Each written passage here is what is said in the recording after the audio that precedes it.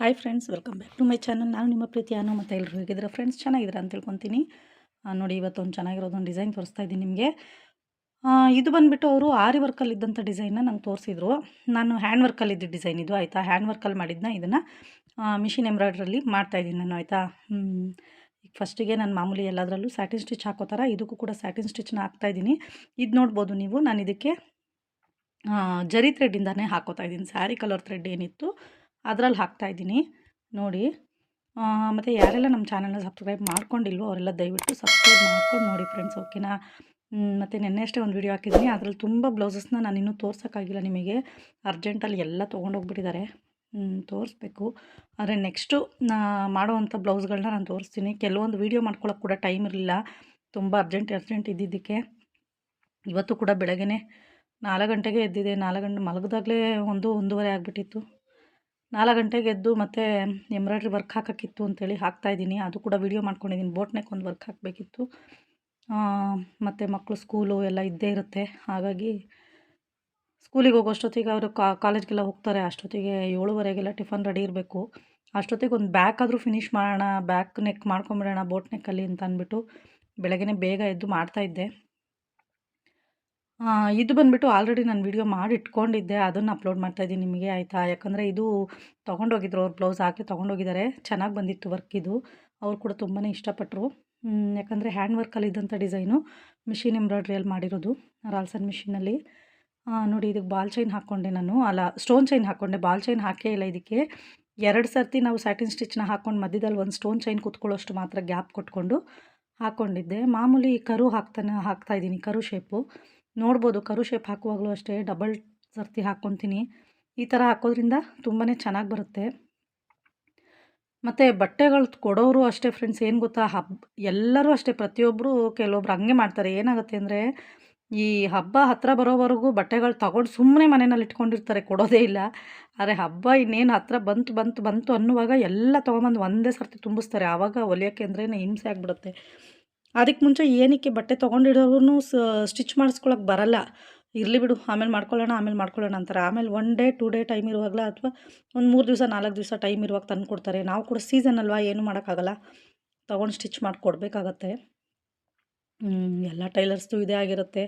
ಏಕೆಂದರೆ ಆವಾಗ ನಾವೇನು ಅಂತಾಯಿರ್ತೀವಿ, ಸೀಸನಲ್ಲಿ ಬಟ್ಟೆ ಬಿಟ್ಟರೆ ಮತ್ತು ಬೇರೆ ಟೈಮಲ್ಲಿ ಸಿಗಲ್ವಲ್ಲ ಅನ್ನೋ ಒಂದು ಇದಕ್ಕೆ ನಮ್ಮದು ಊಟ ನಿದ್ದೆ ಪ್ರತಿಯೊಂದು ಎಲ್ಲ ಬಿಟ್ಟು ನಾವು ಕೆಲಸ ಮಾಡಬೇಕಾಗತ್ತೆ, ಏನೂ ಮಾಡೋಕ್ಕಾಗಲ್ಲ. ನೋಡಿ, ಇಲ್ಲಿ ಫ್ಲವರ್ ಶೇಪ್ನ ನಾನು ಮಾಡ್ತಾಯಿದ್ದೀನಿ. ಇಲ್ಲಿ ಪುಟ್ಟದಾಗಿ ಒಂದು 6 ಪೆಟಲ್ಸ್ ಬರೋ ಥರ ಫ್ಲವರ್ ಶೇಪ್ ಮಾಡ್ಕೊಂಡಿದ್ದೀನಿ. ಇದು ಸ್ಯಾರಿ ಬಂದುಬಿಟ್ಟು ಗ್ರೀನು ಇತ್ತು, ರಾಮ ಗ್ರೀನ್ ಕಲರ್ ಸ್ಯಾರಿಗೆ ಸಿಲ್ವರ್ ಕಲರ್ ಬಾರ್ಡ್ರ್ ಕೊಟ್ಟಿದ್ರು. ಇದರಲ್ಲಿ ಬ್ಲೌಸ್ ಬಂದು ಪಿಂಕ್ ಮೆಜಂತ ಬರುತ್ತಲ್ಲ, ಆ ಥರ ಕಲರಲ್ಲಿ ಬ್ಲೌಸ್ ಇಲ್ಲಿದೆಯಲ್ಲ, ಇದೇ ಥರ. ಸ್ಲೀವ್ ಮಾತ್ರ ಇದು ಚೆನ್ನಾಗಿತ್ತು, ಗ್ರ್ಯಾಂಡಾಗಿ. ಸ್ಲೀವ್ ಬಂದು ಮೇಲೆ ಹಾರ್ಮೋಲ್ ಹತ್ರ ಬರುತ್ತೆ ಶೇಪು. ಹಾರ್ಮೋಲ್ ಹತ್ರ ಮೇಲೆ ಬಫ್ ಇಡ್ತೀವಲ್ವ, ಅಲ್ಲಿ ನಿಮಗೆ ಅದು ವರ್ಕ್ ಬಂದಿತ್ತು. ತುಂಬಾ ಚೆನ್ನಾಗಿದೆ ಬ್ಲೌಸ್ ಮಾತ್ರ. ಅದು ನಿಮಗೆ ತೋರಿಸಿಲ್ವೋ ಗೊತ್ತಿಲ್ಲ, ನೋಡೋಣ. ಅದು ವೀಡಿಯೋ ಮಾಡ್ಕೊಂಡಿದ್ರೆ ಅದನ್ನು ಕೂಡ ನಾನು ಅಪ್ಲೋಡ್ ಮಾಡ್ತೀನಿ. ಮಧ್ಯದಲ್ಲಿ ಬ್ಲೌಸ್ಗಳನ್ನ ತೋರಿಸುವಾಗ ನಿಮಗೆ ಅದರದ್ದು ಕೂಡ ಬ್ಲೌಸ್ ತೋರಿಸ್ತೀನಿ, ಓಕೆನಾ.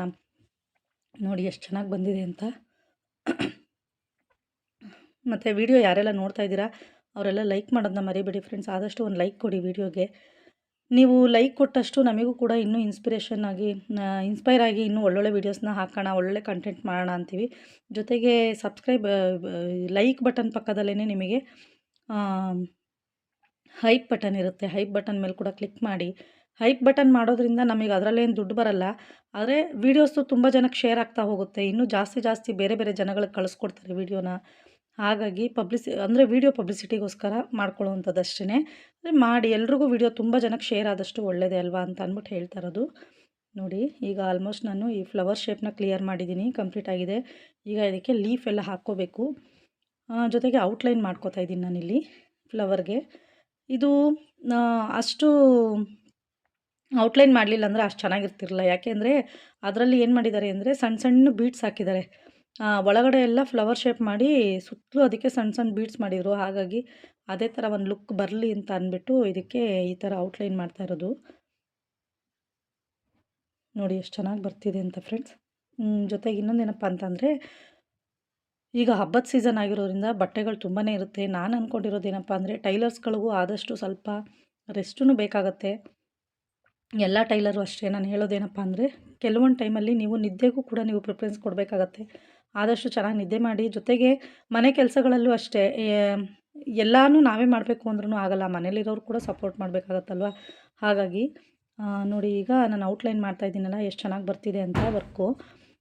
ಇದನ್ನು ಅಷ್ಟೇ ಔಟ್ಲೈನ್ ಮಾಡ್ಕೊಳ್ಳುವಾಗ ನೀವು ಒಂದೇ 0 ನಂಬರ್ನಲ್ಲಿ ಇಟ್ಕೊಂಡು ಮಾಡ್ಕೊಳ್ಳಿ, ತುಂಬಾ ಚೆನ್ನಾಗಿ ಬರುತ್ತೆ. ಅಂದರೆ 0 ನಂಬರ್ನಲ್ಲಿ ಇಟ್ಕೊಂಡ್ರೆ ನೀವು ಡಬಲ್ ಸರ್ತಿನೇ ಔಟ್ಲೈನ್ ಮಾಡ್ಕೊಂಬರ್ಬೇಕಾಗತ್ತೆ. ಇಲ್ಲ ಅಂದರೆ ಅಷ್ಟು ಹೈಲೈಟಾಗಿ ಕಾಣಲ್ಲ ಅಲ್ವಾ. ಅದಕ್ಕೋಸ್ಕರ ಮತ್ತು ಯಾರೆಲ್ಲ ನೀವು ಟ್ರೈನಿಂಗ್ ತೊಗೋತಾ ಇದ್ದೀರಾ ಅವರಿಗೂ ಕೂಡ ಹೇಳ್ಕೊಟ್ಟಿರ್ತೀನಿ. ಅಂದರೆ ಅವ್ರಿಗಿನ್ನೂ ಔಟ್ಲೈನ್ ಮಾಡೋದನ್ನ ನಾನು ಹೇಳ್ಕೊಟ್ಟಿಲ್ಲ. ಈ ಥರ ಫ್ಲವರ್ ಶೇಪ್ ಮಾಡೋದನ್ನ ಹೇಳ್ಕೊಡ್ಬೇಕಾಗಿದೆ. ನೋಡಿ ಎಷ್ಟು ಚೆನ್ನಾಗಿ ಬರ್ತಿದೆ ಅಂತ.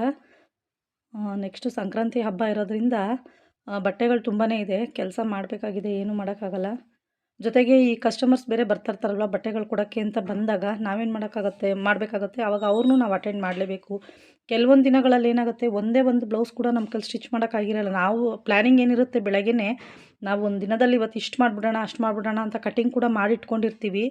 ಆದರೆ ಮಾಡೋ ಅಷ್ಟೊತ್ತಿಗೆ ಆಗಲ್ಲ. ಏನಕ್ಕೆ ಅಂತಂದರೆ, ಯಾರಾದರೂ ಬಟ್ಟೆಗಳು ಕೊಡೋಕ್ಕೆ ಬಂದಾಗ ಅವ್ರಿಗೆ ಡಿಸೈನ್ ತೋರಿಸೋದು, ಮತ್ತು ಮೆಜರ್ಮೆಂಟ್ ತೊಗೊಳ್ಳೋದು, ಬ್ಲೌಸ್ಗಳನ್ನ ಅವ್ರದ್ದು ಯಾವ್ದ್ಯಾವ್ದು ಏನೇನು ಅಂತೇಳಿ ಆ ಪ್ಯಾಟ್ರನ್ಗಳೆಲ್ಲ ಚೆಕ್ ಮಾಡಿ ಅವ್ರವ್ರ ಬಟ್ಟೆಗಳನ್ನ ಅವ್ರವ್ರಿಗೆ ಹಾಕಿಡೋದು ತುಂಬಾ ಕೆಲಸ ಇರುತ್ತೆ ಫ್ರೆಂಡ್ಸ್. ಈ ಟೈಲರಿಂಗ್ ಕೆಲಸ ಅಂತಂದರೆ ಒಬ್ಬರೇ ಒಬ್ಬರು ಮಾಡ್ತೀನಿ ಅಂತಂದರೆ ತುಂಬಾ ಹಿಂಸೆ ಅನಿಸುತ್ತೆ.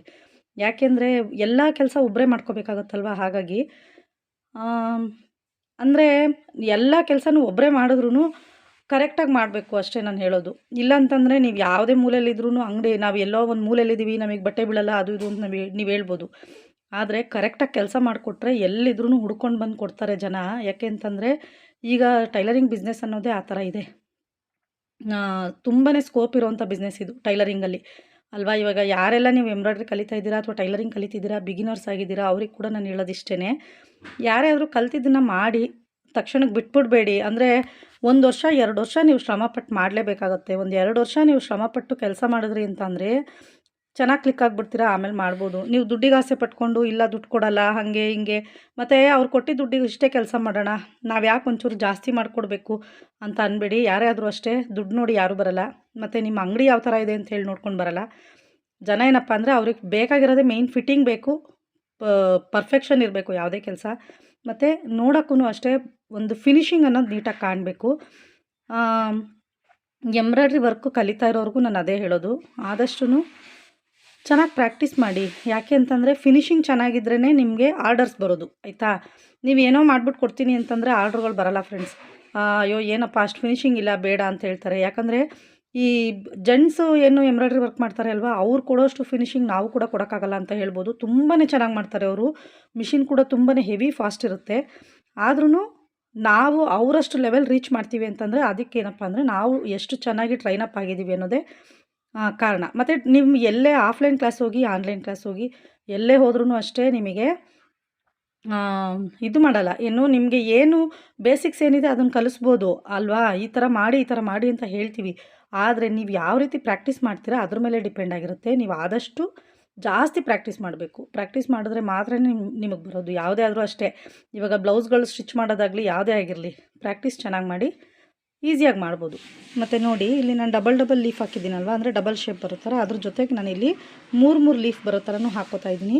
ಸೇಮ್ ಅವ್ರ ಡಿಸೈನಲ್ಲಿ ಯಾವ ರೀತಿ ಕಳಿಸ್ಕೊಟ್ಟಿದ್ರು ಅದೇ ಥರನೇ ಬಂದಿತ್ತು ಇದು ವರ್ಕು. ತುಂಬಾ ಚೆನ್ನಾಗಿ ಬಂದಿತ್ತು ಫ್ರೆಂಡ್ಸ್. ನೀವು ಕೂಡ ಇದೇ ರೀತಿ ಟ್ರೈ ಮಾಡಿ. ಒಳ್ಳೊಳ್ಳೆ ಡಿಸೈನ್ಸ್ನ ನೀವು ಟ್ರೈ ಮಾಡ್ತಾ ಹೋದಷ್ಟು ಚೆನ್ನಾಗಿ ಬರುತ್ತೆ. ಸ್ವಲ್ಪ ಮಿಷಿನ್ ಬ್ಯಾಲೆನ್ಸು ಇದೆ ಸಿಕ್ಕರೆ ಸಾಕು, ನಾವೇ ಕೂಡ ಒಂದು ಡ್ರಾಯಿಂಗ್ನ ಬರ್ಕೊಂಡು ನಾವು ಮಾಡ್ಬೋದು, ಚೆನ್ನಾಗಿ ಕಾಣುತ್ತೆ.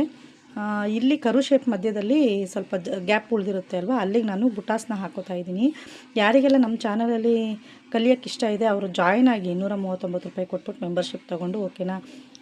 ಫೈನಲಿ ಇದು ಡಿಸೈನ್ ಅಂತೂ ಕಂಪ್ಲೀಟ್ ಆಗಿದೆ ನೋಡಿ. ಅದು ಥ್ರೆಡ್ ಎಲ್ಲ ಮಿಕ್ಕಿರುತ್ತಲ್ವ, ಮಧ್ಯ ಥ್ರೆಡ್ಗಳಿರುತ್ತೆ, ಅದನ್ನೆಲ್ಲ ಈ ಥರ ಕಟ್ ಮಾಡಿ ರಿಮೂವ್ ಮಾಡ್ಕೋಬೇಕಾಗುತ್ತೆ. ಆ ಸಣ್ಣ ಸಣ್ಣ ಥ್ರೆಡ್ಗಳು ಉಳಿದ್ರೆ ಚೆನ್ನಾಗಿ ಕಾಣಲ್ಲ. ಹಾಗಾಗಿ ನೀಟಾಗಿ ರಿಮೂವ್ ಮಾಡಿಕೊಂಡ್ರೆ ಚೆನ್ನಾಗಿ ಬರುತ್ತೆ. ನೋಡೋಕ್ಕೆ ಲುಕ್ಕು ಕೂಡ ಚೆನ್ನಾಗಿರುತ್ತೆ. ಬೇಕಂದರೆ ನಾವು ಇದಕ್ಕೆ ಸ್ಟೋನ್ಸ್ ಕೂಡ ಆ್ಯಡ್ ಮಾಡ್ಬೋದು ಫ್ರೆಂಡ್ಸ್. ಅವರು ಸ್ಟೋನ್ ಏನು ಕೇಳಿರಲಿಲ್ಲ, ಹಾಗಾಗಿ ನಾನು ಹಾಕಿಲ್ಲ ಇದಕ್ಕೆ. ಸ್ಟೋನ್ ಆ್ಯಡ್ ಮಾಡಿಕೊಂಡ್ರೂ ಚೆನ್ನಾಗೇ ಇರುತ್ತೆ. ಬ್ಲೌಸ್ ಸ್ಟಿಚ್ ಆದಮೇಲೂ ಕೂಡ ಸ್ಟೋನ್ ಹಾಕ್ಬೋದು, ಇಲ್ಲ ಅಂತಂದರೆ ನೀವು ವರ್ಕ್ ಮುಗಿಯೋದಾಗ್ಲೂ ಹಾಕ್ಬೋದು. ನೋಡಿ ಟೋಟಲಿ ಡಿಸೈನ್ ಮಾತ್ರ ಕಂಪ್ಲೀಟ್ ಆಗಿದೆ, ಸೂಪರ್ ಆಗಿದೆ. Okay friends, thank you, bye take care.